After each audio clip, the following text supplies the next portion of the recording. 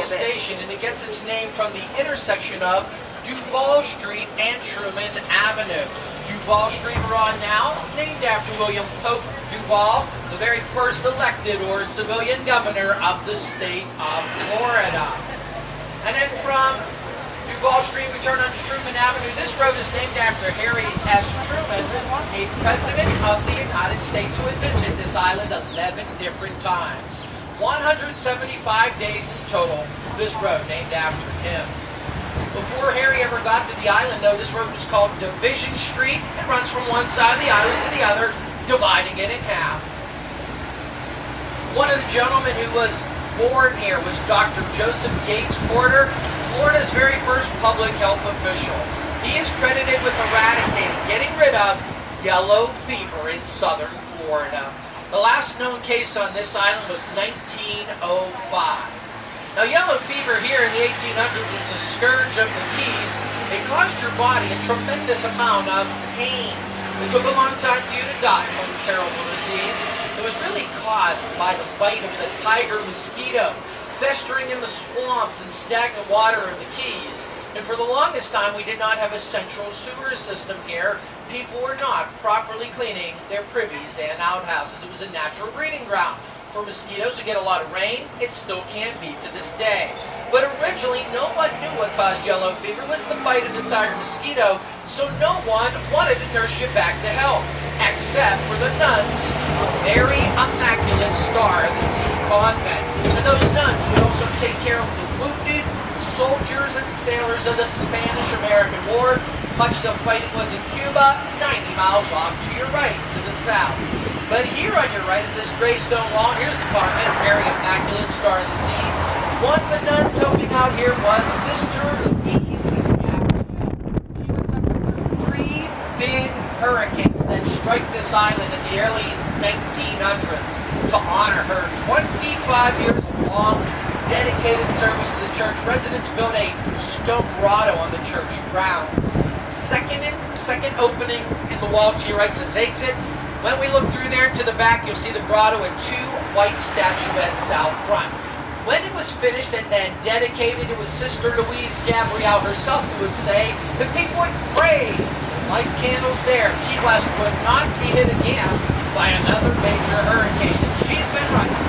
Since that dedication so many long years ago, we've not been struck directly by a category 3, 4, or 5 hurricanes. The grotto we feel is our good luck charm for warning off oncoming and incoming hurricanes. The grotto. My friends, you're riding on train number 98. It is the second oldest train in the world famous Guangzhou train fleet. We got our nickname world famous from Bill and Olive Roll. They originally ran the aquarium from 1946 to 1956, but so many people walk up to the massive, is there a tour of Old Town?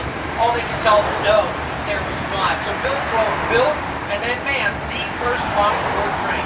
He called it Old Engine number 97. He starts giving tours January 18th, 1958. Now Bill gave the tours. For that he's highly recognized. His wife Olive sold the tickets for them on a space called French Street, which is still our main operating base today. The rolls through the fleet from 1 to 10 trains. They retire in the mid-70s. They sold them to another company. They then take their dream vacation, a long trip around the world. No matter what port of call the Crows made, people walked up to them and told them, I was on your train or I took your tours. Yes, indeed, you're riding on board the world-famous Concorde train. 4 years ago, our gold anniversary. So 54 years now, still going strong, still running slow. Thank you for riding today with me, Bob, your engineer. I do greatly appreciate that. To your left, past the black fence, notice how today we build up. We do not dig down in the Key West Cemetery. We're on hard coral rock with a high water table. The original cemetery near the southernmost point was like this too, and when the hurricane of 1846 struck, it was a bad one. It washed the cemetery out to sea. So we have confidence floating out there that we had to retrieve.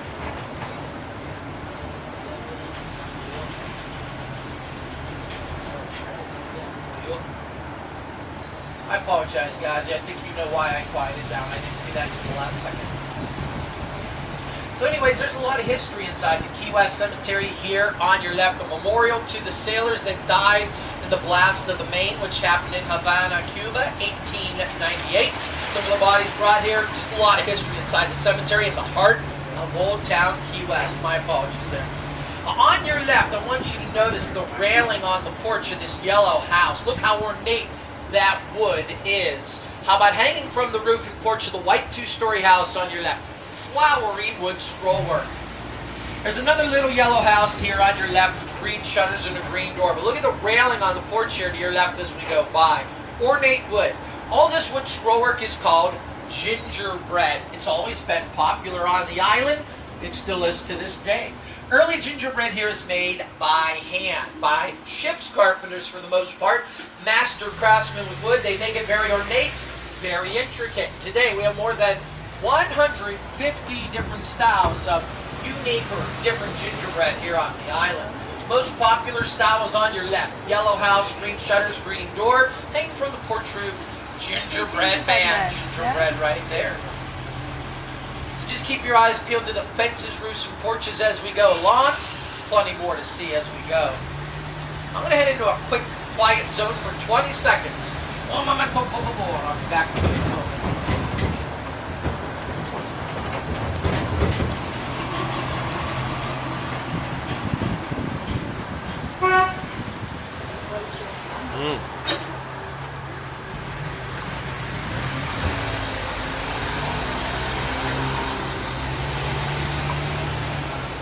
Here on your right, you'll find a Lowe's Lane. On your left, a Cornish Lane. Ahead on your left, a Hibiscus Lane. We have more than 400 different names and lanes and alleys on this island today. A lot for such a small key. We originally built houses along the streets. We had more land in the middle of these blocks.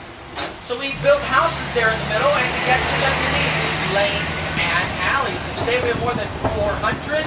So some of them have very unusual names like Front Bone Alley, Donkey Milk Lane, Gecko Lane. We have the very, very popular Love Lane here on the island too. We have great weather year-round. Get married out on our beaches year-round. People often do. We're the second most visited city in the United States at which to get married at, secondly to Las Vegas, Nevada. Across the street on your right is a White House, blue shutters, the home of Antonio Diaz y Carrasco. Senor Carrasco, one of the first consuls or diplomats, you could say ambassadors to the United States from Cuba. Arrived here in 1906, the year he bought that house, lived there for 9 years and died here on the island as a hero of the Cuban people in 1915. On the corner to your right is a big green building called Keys Energy. They have been providing electricity to the island since the 1880s. Originally, we had a steam plant. Today, we have a tie line to a nuclear plant in southern Florida called Turkey Point. But we had electricity on the island 70 years before we would ever have running water. No running water on this island until 1942. We're going to make a left onto Caroline Street. But what you really want to do is look down the road to your right. There past that white truck, you'll see a black gate with some stop signs on it. Beyond that gate was Trumbo Point. That was the very end of the Overseas Railroad. Mr. Flagler, the owner, had docks built there. So his trains pull onto the docks, and they can directly disembark their passengers and cargo onto the steamships pulling alongside, tying off. And that way it was only an 11-hour trip from Miami down to Havana, Cuba, pretty fast, over 100 years ago, considering we had no airline travel at the time. And we're going to pull into our Flagler station. Here we are on the historic Seaport District. The white one-room home on your right has an 18-minute video with actual footage of the Overseas Rail line. Yellow rail car, well, that was a payroll car on Flagler's Railroad at one time. No money, just a lot of photographs and memorabilia await you inside. So that is a free self-guided exhibit. If you want to do that, all you have to do is just hop off my train, go through there. It takes about 20 minutes. You don't have to, it's really up to you, but it's free to anybody who rides the train. Or guys, you can stick with me. Stay with me? All right. All right, so I had some friends from California. Where are you guys from? London, England. London, England. So Yeah. hopefully my Yankee English is understandable. I did have a roommate from Blackpool for 2 years in Oh, college, yeah. so yeah. Yeah, we've got Both of us would have a hard time understanding Ian. There we go. Well, hello there, Miss Bonnie. I'm sorry to wake you up. Go back to sleep, but give me the yellow board first. Ah, the magic words have been said.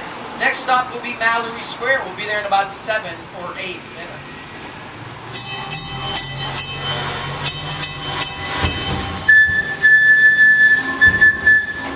We have left our Flagler station, turning into the historic Seaport District. Out front of my train, it is called Key West Bight. B-I-G-H-T is how it's spelled, but a bight is a harbor, bordered by land with a small opening. So it makes for a safe harbor. And over 100 years ago, we would have thousands of tons of freight flowing in and out every day. It would make us one of the top 12 ports in the United States, and our nickname was the Gibraltar of the Caribbean. We were the gateway from the Caribbean basin to the Atlantic seaboard. It's because of all the longshoremen and sailors working on the docks to your right that this would become the rough and rowdy side of town, the bad side of Key West over 100 years ago. Weiland is a famous seascape artist and sculptor, painting over 100 murals on the sides of buildings around the world for free. His only mural in Key West is on your right. It's a coral landscape. Sharks, barracuda, sea turtles, dolphins, yellowtails, groupers, rays, tarpon. All the fish in that mural are native to the waters of the Keys. His other 2 murals in the Keys, one in Marathon, the key halfway up to the mainland, and one at mile marker 99 in Key Largo. Down at the end of the road to your right on the right side, past the blue and gold sign, Schooner Western Union. She was the last wooden schooner built here on the island for Thompson Enterprises in 1939. She was leased to the Western Union. That's how she gets her name. She logs more than 30,000 miles, tending the telegraph cable that ran from this island down to Havana, Cuba. We're making a right onto Caroline Street. Jimmy Buffett, the songwriter, he sang a song about this street and its bad early days. This is how it goes. Caroline Street. There's a woman going crazy on Caroline Street, and I bet every man that she does meet, saying if you be gentle, if you be sweet, I'll show you my place on Caroline Street. Once the rough and rowdy side of town, because of the Seaport District, just a half block off to your right. And before I forget, I did want to tell you a little bit about those Key West roosters and chickens. Well, they're not native to the Florida Keys or Key West at all. Brought to us by Cubans.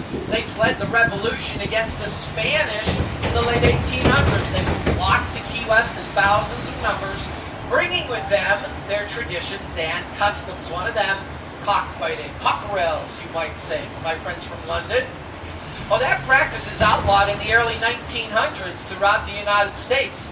Key West is a bird sanctuary. Cubans here cannot keep or kill them. They let them go out onto our streets, and they are still with us to this day. They're great for killing and eating bugs and insects, but they can peck to death 1- and 2-inch scorpions here on the island. Scorpions and termites love it here. Scorpions nest under warm, wet wood. We got long, hot, humid summers, and wood is the primary building material of Old Town. Termites, they just love to bore into this stuff. This was once called Millionaire's Row. This is where the wrecking captains would have their homes. They were the wealthiest men on the island in the mid-1800s. They'll tell you about wrecking a little later on in the tour.